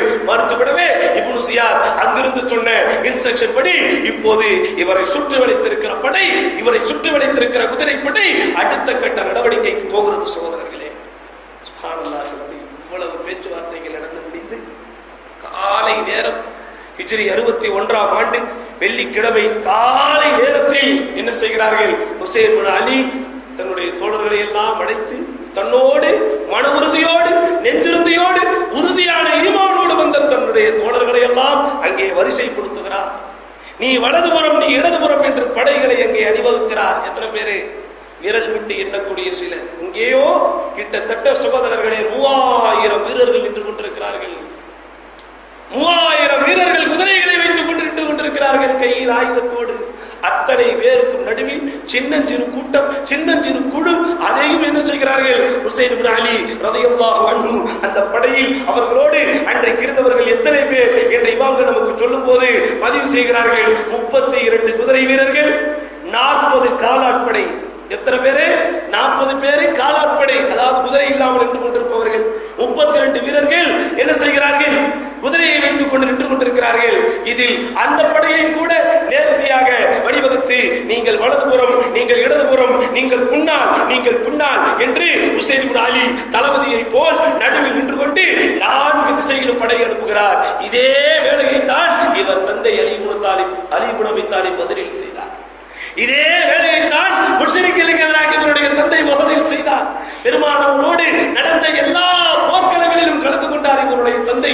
முஷ்ரிக்குக்கு எதிராக, முனாஃபிக்குகளுக்கு எதிராக, ரத்தாக்களுக்கு எதிராக, முர்த்ததுகளுக்கு எதிராக போரிட்டு அல்லாஹ்விற்காக வேண்டியே உயிரை கொடுத்த அந்த அலியின் வாரிசு தன்னுடைய சொந்த பூமியில் என்ன செய்கிறார்? அதாவது தன்னுடைய தகப்பனாரால் வெற்றி கொள்ளப்பட்ட பூமியில் அந்த எதிரிகளுக்கு மத்தியில் ஒரு சின்னஞ்சிறு குழுவோடு நின்று கொண்டிருக்கிறார். சகோதரர்களே, உமர் இப்னு சாத் இப்னு அபீ வக்காஸ் அவரும் தன்னுடைய படையை சீர் செய்கிறார். இப்னு ஜியாதுடைய ஏவலுக்கு பயந்து, இப்னு ஜியாதுடைய மிரட்டலுக்கு பயந்து சாத் இப்னு அபீ வக்காஸின் வாரிசாக பிறந்தாலும் அவர் செய்யக்கூடிய மோசமான நிலையை பாருங்கள் சகோதரர்களே. அவரும் வலதுபுறம் இடதுபுறம் என்று படையை என்ன செய்கிறார்? அணிவகுக்கிறார். படைகளை அணிவகுத்து விட்டு அங்கே போர் செய்வதற்கு மிகவும் எல்லோரும் தயாராக இருக்கிறார்கள். இந்த நேரத்தில் போர் ஆரம்பிக்க போகிறது. ஹுசைன் இப்னு அலிக்கு எக்காரணத்தை கொண்டு பிரச்சனைகள் வந்துவிடக் கூடாது, ஹுசைன் இப்னு அலி ரலியல்லாஹு அவர்களுக்கு எந்த பாதிப்பையும் ஏற்படுத்தி விடக்கூடாது என்பதற்காக எல்லோரும் ஹுசைனுக்காக உயிரை கொடுப்பதற்கும் தயார் என்று ஹுசைனோடு வந்தவர்கள் நின்று கொண்டிருக்க, உமர் இப்னு சாத் இப்னு அபீ வக்காஸ் அவருடைய படையும் இப்னு ஜியாத் சொல்லிவிட்டார் என்பதற்காக இவர்களோடு போரிடுவதற்கு தயாராக இருக்க போர்க்களம் ஆரம்பிக்கிறது. போர்க்களம் சூடுபிடிக்கிறது. இங்கே விரல் விட்டு எண்ணக்கூடிய சிலர் 3000 பேர்களை எதிர்க்கிறார்கள். என்னதான் வீரம் இருந்தாலும், என்னதான் வேகம் இருந்தாலும், என்னதான் துணிவு இருந்தாலும் 3000 பேர் இருக்கிற படையில் இந்த 100 பேர் கூட இல்லாத படை என்ன செய்யும் சகோதரர்களே? இருந்தாலும் ஹுசைன் இப்னு அலிக்காக வேண்டி வாளை எடுக்கிறார்கள், போரிடுகிறார்கள். குதிரைப்படை துரத்தி கொண்டு வருகிறது. இருக்கிற எல்லோரையும் கொன்று கொண்டிருக்கிறார்கள் சகோதரர்களே. ஹுசைன் ஆனாலும் கூட அந்த எதிரிப்படையில், உமர் இப்னு சாத் இப்னு அபீ வக்காஸ் படையில் ஹுசைனை கொன்ற பாவம் நம் மீது வந்துவிடக் கூடாது என்பதற்காக ஹுசைனை யாரும் தொடவில்லை. அந்த கர்பலா யுத்தம் நடந்து கொண்டிருக்கக்கூடிய நேரத்தில் கூட ஆரம்பத்தில் ஹுசைனை யாரும் தொடவில்லை. ஹுசைன் ஆரம்பத்தில் போர் செய்யாமல் நின்று கொண்டுதான் இருந்தார். ஆனால் சூழ்நிலைகள் விபரீதமாவதை உணர்ந்தவுடன் தன்னுடைய தோழர்களில் ஒன்றன் பின் ஒன்றாக, ஒருவருக்கு பின் ஒருவராக கொல்லப்படுவதை பார்த்தவுடன் அலியின் வாரிசு ஹுசைன் தானும் களத்தில் குதித்து தன்னிருந்த வாளை எடுத்து எதிரிகளை அவரும் வீச ஆரம்பிக்கிறார். இதை பார்த்த போதும் கூட உமர் இப்னு சாத் இப்னு அபீ வக்காஸ் படையில் கொஞ்சம் ஹுசைன் விஷயத்தில் மௌனமாகத்தான் இருக்கிறார்கள். பெருமானாரின் பேத பிள்ளை, பாத்திமாவின் பிள்ளை, இவர்களை கொன்றுவிடக் கூடாது என்கிற நிலையில் அவர்கள் கொஞ்சம் எச்சரிக்கையாக இருப்பதை ஒரு ஷைத்தான் கண்கொண்டு பார்க்கிறார். இந்த ஷைத்தான் தெரியுமா? இப்னு ஜியாத் கொஞ்சம் மனம் மாறக்கூடிய நிலையில் இருக்கும்போது தடுத்தானே, அதே ஷைத்தான் அங்கேயும் வருகிறான் சகோதரர்களே. அந்த ஷம்ரி இப்னு தில் ஜவ்ஷன் என்கிற ஷைத்தான் அங்கேயும் வருகிறார். ஆஹா, போற போக்கை பார்த்து விட்டால் ஹுசைனை இவர்கள் கொல்லாமல் விட்டு விடுவார்களோ என்று பயந்து, இதோ ஹுசைன் நம்மை கொல்ல வருகிறார், ஹுசைனை கொல்லுங்கள் என்று அவன் என்ன செய்கிறான், ஒரு சப்தம் விடுகிறான். அந்த சப்தம் வந்தவுடன் ஹுசைன் நம்மை கொல்ல வருகிறாரோ, நம்முடைய உயிரை பாதுகாத்துக் கொள்ள வேண்டும் என்று நினைத்துக் கொண்டு அந்த எல்லா படையும் ஹுசைனின் மீது பாய்கிறது. கையில் வைத்திருந்த வாளை வைத்து ஹுசைன் இப்னு அலி ரலியல்லாஹு அவர்களை எல்லோரும் சரமாரியாக வெட்டுகிறார்கள். வெட்டக்கூடிய வெட்டில் ஹுசைன் இப்னு அலி ரலியல்லாஹு அன்ஹு அவர்களுடைய தலை தனியாக துண்டிக்கப்பட்டு கர்பலாவின் மண்ணில் கீழே விழுந்து ஹுசைன் இப்னு அலி அங்கே ஷஹாதத்தை அடைந்து அல்லாஹ்விடத்தில் அல்லாஹ்வுடைய பாதையில் உயிர் விட்டு அவர்களுடைய உயிர் இந்த உலகத்தை விட்டு பிரிகிறது. இன்னா லில்லாஹி வ இன்னா இலைஹி ராஜிஊன். நபிகள் நாயகம் ஸல்லல்லாஹு அலைஹி வஸல்லம் இவர் பிறக்கும் போது சொன்ன அந்த வாக்கு, இவர் பிறக்கும் போது வளர்ந்து இந்த பாலகனாக பார்த்த அந்த பிஞ்சு முகத்தை பார்த்து சொன்ன அந்த வாக்கு ஹிஜ்ரி 61ஆம் ஆண்டு முஹர்ரம் மாதம் வாக்கில் மிகச்சரியாக நடைபெறுகிறது. சகோதரர்களே, ஹுசைன் இப்னு அலி ரலியல்லாஹு அன்ஹு அல்லாஹ்வின் பாதையில் கொல்லப்படுகிறார். அவரோடு இருந்த எல்லோரும் கொல்லப்படுகிறார்கள். ஒரே ஒரு நபர் கூட இல்லை சகோதரர்கள், ஒரே ஒரு நபர் கூட மிச்சமில்லை. அவரோடு குதிரையை வைத்திருந்தவர்கள், காலாட்படைகளாக வந்திருந்தவர்கள், ஆயுதத்தை தரித்தவர்கள் எல்லோரும் கொல்லப்படுகிறார்கள். ஒரே ஒரு உயிர் கூட மிச்சமில்லை. கொல்லப்பட்டவர்கள் யார் தெரியுமா? கொல்லப்பட்டவர்கள் யார் தெரியுமா? ஹுசைனோடு கொல்லப்பட்டவர்கள் 72 பேர்கள். சகோதரர்களே, இந்த உமருடைய படையில் இருந்த அவர்களுடைய வீரர்களில் 88 பேர்கள் கொல்லப்பட்டார்கள். அதிலும் வெற்றி ஹுசைனுக்கு. 72க்கு 88, 72 பேர்கள் இங்கே போரிட்டார்கள். அங்கே ஆயிரக்கணக்கான பேர் இருந்தாலும் வந்தவர்கள் வாள் வீசியதில் 88 பேர்கள் எதிர்ப்படையில் கொல்லப்பட்டார்கள். கொல்லப்பட்டவர்களுடைய பேர் பட்டியலை படித்தால் கண்களில் கண்ணீரே வரும். சகோதரர்களே, ஹுசைன் ரலியல்லாஹுடைய வாரிசுகளில் ஹுசைன் அவர் பெற்ற பிள்ளை அலி அல் அக்பர் என்று சொல்லப்படக்கூடிய அவர் கொல்லப்பட்டார். அவருடைய குழந்தைகளில் அலி அல் அஸ்கர் என்று சொல்லக்கூடிய அவர் கொல்லப்பட்டார். அப்துல்லா என்பவர் கொல்லப்பட்டார். அவருக்கு 4 ஆண் மக்கள். அதில் ஜெய்னுல் ஆபிதீன் என்கிற மகன் மட்டும் அப்போது ஊரில் இல்லை. அவர் சின்ன பிள்ளை, அவர் மட்டும் வரவில்லை. மீதி 3 பேரும் கொல்லப்பட்டார்கள். ஹசன் ஹுசைனுடைய அண்ணன், அவருக்கு பிறந்த அப்துல்லா, காசிம், அபூபக்கர் என்கிற மூவரும் கொல்லப்பட்டார்கள். உகைல் அவருடைய பிள்ளைகளில் ஜாஃபர், அப்துல்லா, அப்துல் ரஹ்மான், ஏற்கனவே முஸ்லிம் இப்னு உகைல் கூஃபாவில் கொல்லப்பட்டார். அதே போன்று அப்துல்லா பின் முஸ்லிம், அவர் முஸ்லிமுடைய பிள்ளை, அவரும் கொல்லப்பட்டார். அதே போன்று அப்துல்லா பின் ஜாஃபர், யார் ஜாஃபர் தய்யார் என்று சொன்னார்களே, 2 ரெக்கைகள் கொண்டு சொர்க்கத்திலே பறப்பார்கள் என்று சொன்னார்களே, அந்த ஜாஃபரின் வீட்டு பிள்ளைகள், அவர்களுடைய வீட்டில் உள்ள அவுன், முகமது, இந்த இருவரைத்தான் கடிதம் கொடுத்து ஆரம்பத்தில் அனுப்பினார்கள். ஆனாலும் இவர் போவதை பார்த்தவுடன் தன்னுடைய ஹுசைன் தனியாக கொல்லப்பட்டு விடக்கூடாது என்பதற்காக தன் பிள்ளைகளை ஜாஃபர் அனுப்பி வைக்கிறார். அவர்களும் அங்கே கொல்லப்படுகிறார்கள். கிட்டத்தட்ட 18 பேர்கள் பெருமானார் ஸல்லல்லாஹு அலைஹி வஸல்லம் அகல வைத்தில் கொல்லப்படுகிறார்கள். சகோதரர்களே, எத்தனை பேரு? 18 பேர்கள் அல்லாஹ்வின் பாதையில் அஹ்ல பைத்தை சார்ந்தவர்கள் கொல்லப்படுகிறார்கள். இங்கே நீங்கள் கொஞ்சம் கவனிக்க வேண்டும். கொல்லப்பட்டவர்களுடைய பேரையெல்லாம் நாம் படித்தோம். அலியின் வீட்டு பிள்ளைகள் அபூபக்கர், உமர், உஸ்மான் என்கிற பேர் தான் திரும்ப திரும்ப வருகிறது. அட ஷியாக்களே, பாவிகளே, நீங்கள் சொல்வதை போல் அபூபக்கருடைய குடும்பத்திற்கும் அலியின் குடும்பத்திற்கும் உண்மையிலேயே பிரச்சனை என்றால் அலி வீட்டு வாரிசுகள் அபூபக்கர் என்கிற பேரை தம் பிள்ளைகளுக்கு வைத்திருப்பார்களா? அட ஷியாக்களே, நீங்கள் சொல்வதை போல் உமர் ரலியல்லாஹு அவர்களுக்கும் அலி ரலியல்லாஹு அவர்களுக்கும் இடையில் பிணக்கு என்றிருந்தால் அலியின் வாரிசுகள் தம் பிள்ளைகளுக்கு உமர் என்ற பெயரை வைத்திருப்பார்களா? திரும்ப திரும்ப கொல்லப்பட்டவர்கள் பெயர்களை படிக்கும் போது அபூபக்கர் உமர், அபூபக்கர் உமர் என்கிற பெயர்கள் தான் வருகிறது. சகோதரர்களே, அத்தனை பேர்களும் கொல்லப்பட்டதற்கு பிறகு ஹுசைன் இப்னு அலி ரலியல்லாஹு அவர்களை தலையை எடுத்துக்கொண்டு இப்னு ஜியாதிடத்திலே கொண்டு வரப்படுகிறது. கொடூரன், மனசாட்சி இல்லாதவன், அல்லாஹ்வின் சாபத்திற்கு ஆளாக்கப்படக்கூடியவன், திமிராக நின்று கொண்டு கையில் ஒரு குச்சியை போல் வைத்துக் கொண்டு ரத்தத்தோடு சிதைக்கப்பட்டிருந்த வெட்டப்பட்டிருந்த ஹுசைன் இப்னு அலியின் தலையின் இந்த கழுத்து பகுதியில் அந்த குச்சியை விட்டு அங்கே தொங்கிக் கொண்டிருந்த ஒரு சதை குண்டத்தை எடுக்கிறார். அப்போது அதை பார்த்து கொண்டிருந்த ஒரு நபித்தோழர் சொல்லுகிறார், கண்ணீர் விட்டு சொல்லுகிறார், ஹாதா அஷ்பஹு ரசூலில்லாஹ், நபி ஸல்லல்லாஹு அலைஹி வஸல்லம் அவர்களுடைய முகத்திற்கு ஒப்பான இந்த முகத்தை இந்த கொடூரன் இப்படி செய்கிறானே என்று அங்கு அவர்கள் சபித்தார்கள் என்றும் வரலாற்று செய்தி நமக்கு பதிவு செய்யப்பட்டிருக்கிறது. சகோதரர், இப்போது இந்த ஹுசைன் இப்னு அலி ரலியல்லாஹு அன்ஹு அவர்கள் கொல்லப்பட்டு விட்டார்கள். கொல்லப்பட்டதற்கு பிறகு இந்த இப்னு ஜியாத் அவருடைய வாழ்வில் செய்த ஒரே ஒரு நல்ல காரியம் எது தெரியுமா? இந்த ஹுசைனோடு வந்த ஆண்களைத்தான் கொன்றானே தவிர ஹுசைன் இப்னு அலியோடு வந்த பெண்களை அவர்கள் ஒன்றும் செய்யவில்லை. அந்த பெண்களை எப்படி அலி அவர்களுக்கும் ஆயிஷா ரலியல்லாஹு அன்ஹா அவர்களுக்கும் ஜபல் யுத்தம் நடக்கும் போது ஆயிஷா ரலியல்லாஹு அன்ஹா அவர்களை கண்ணியமாக அலி அனுப்பி வைத்தார்களோ அதே கண்ணியம் ஹுசைன் வீட்டு பெண்களுக்கு கிடைக்கிறது. மனதில் நன்றாக வைத்துக் கொள்ளுங்கள், மனதில் நன்றாக வைத்துக் கொள்ளுங்கள். ஒரு நற்கருமத்தை பிறரின் பயனுக்காக நாம் செய்தால் அதே நற்கருமத்தை நம் வாரிசை அல்லாஹ் அனுபவிக்க வைப்பான். பாருங்கள், அன்றைக்கு அலி செய்தார்.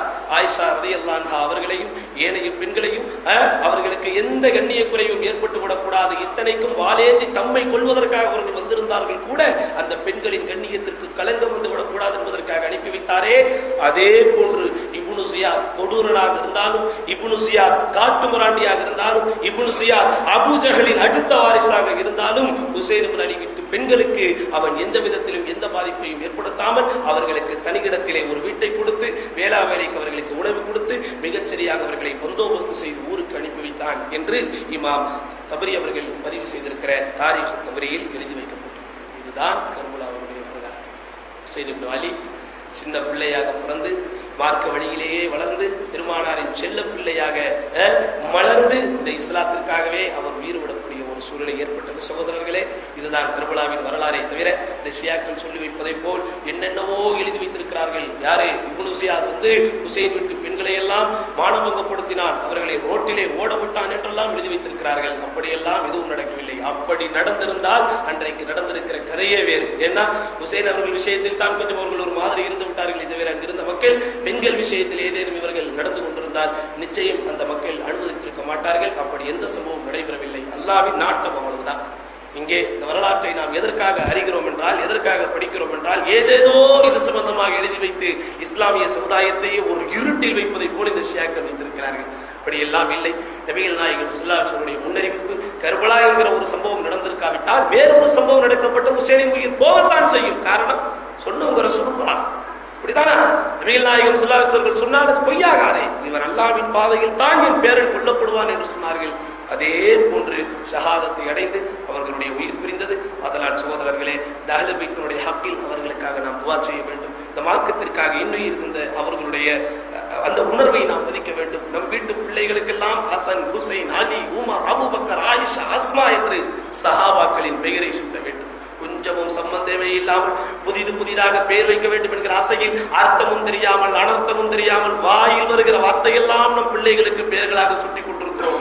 உண்மையிலேயே சஹாபாக்களை நாம் மதிப்பது உண்மையானால், அந்த சஹாபாக்கள் சிந்திய ரத்தத்திற்கு நம் மீது கண்ணியமும் மரியாதையும் இருக்கிறது என்பது உண்மையானால், நம் வீட்டில் பிறக்கிற ஒவ்வொரு வாரிசுக்கும் அந்த சஹாபாக்களின் பெயரை நாம் சுட்ட வேண்டும்.